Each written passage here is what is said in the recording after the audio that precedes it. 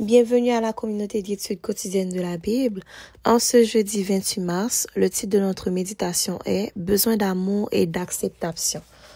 Le texte de méditation se trouve dans Jérémie 31, verset 3. « Je t'aime d'un amour éternel, c'est pourquoi je te conserve ma bonté. » Te souviens-tu de la fille qui mettait du chewing-gum sur ta chaise juste avant que tu t'asseyes?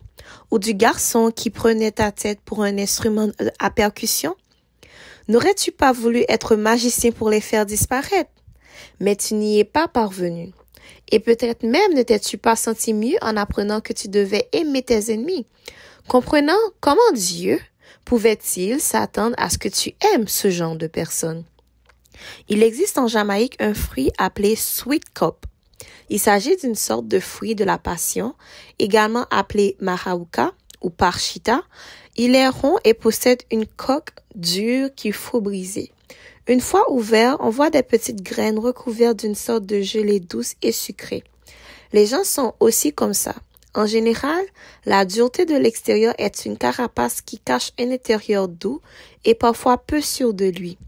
La plupart des criminels ont eu un passé douloureux. De même, celui qui terrorise tout le monde à l'école peut cacher derrière ses provocations une vie de chagrin et d'abus. Au fond de lui, il a besoin d'amour, d'acceptation et de sentiments de valeur. La Bible nous enseigne à reconnaître ce besoin d'amour et d'acceptation chez les autres et à y répondre de manière pratique. Aimez vos ennemis et priez pour ceux qui vous persécutent.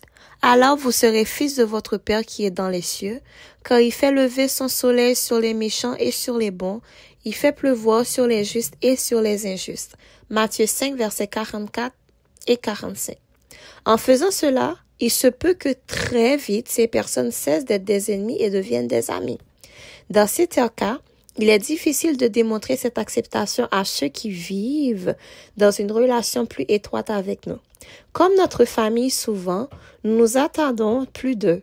Alors notre frustration et notre ennui sont plus grands s'ils ne répondent pas à nos attentes.